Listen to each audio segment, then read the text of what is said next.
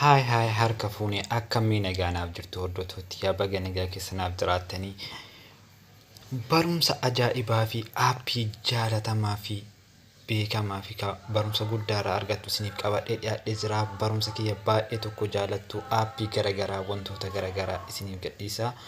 Kanaafuu barumsa kiyya argachuudhaan dura maal gootanii akkana YouTube keessanii seentu jechuudha. Haala kanaan isiniif banaa dhuftanii bakka sarchii kanas tuxxanii brothers jirtanitti barreessu jechuudha. Brothers oromo jettanii itti barreessitu haala kanaan sarchii gootu. Aspira kun haala kanaan isinii baasa akkana okeen gootu. Dhuftanii mallattoo aspiratti jechuudha.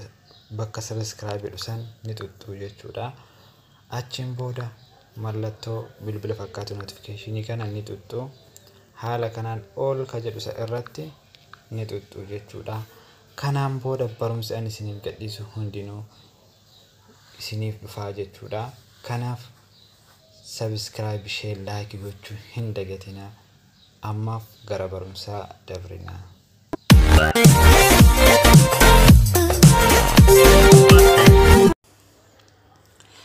Hadda waan ajaa'ibaa fi waan baay'ee tokko namatti tolu isiniif qabadheetiin dhiyaadhee jira.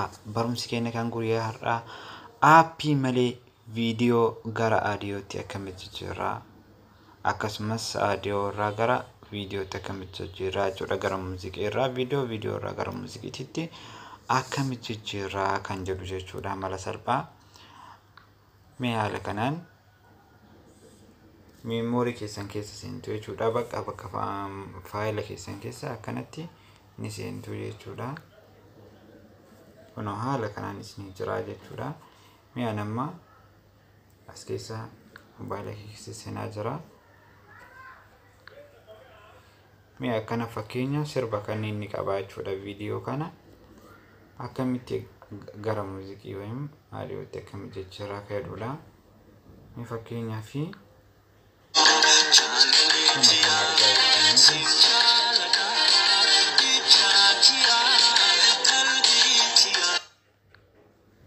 amma isa kana mee akkamitti jijjiiraa ka jedhudha. Amma mee fakkeenyaaf akkana itti qaqqaba.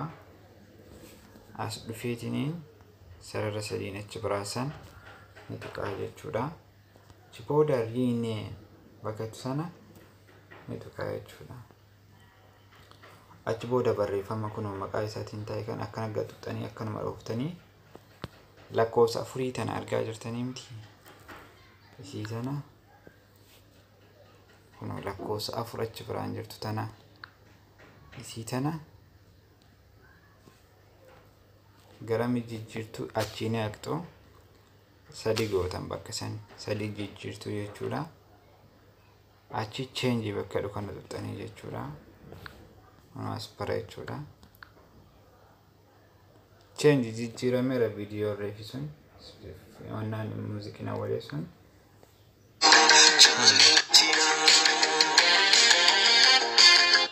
akkasuma viidiyootti illee deeffachuu barbaadan akkanuma qaqqabdanii sarara sadiin aspiraa kana akkuma duratti isan ni tuxxu.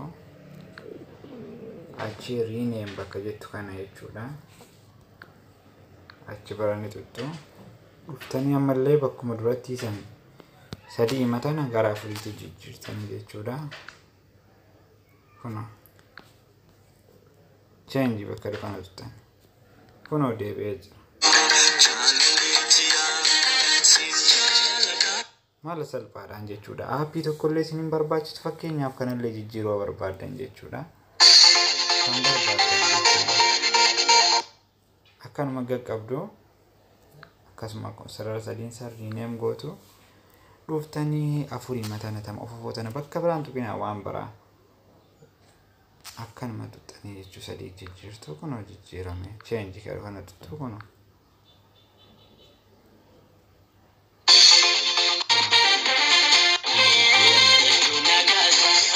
isuma kana ammallee viidiyoo jeebisuudhaaf akkanatti rename jettuuni. Achi booda aspiratti sadiin sanaxxanii afurii deebistu jechuudha. Kun mala salphaa jechuudha.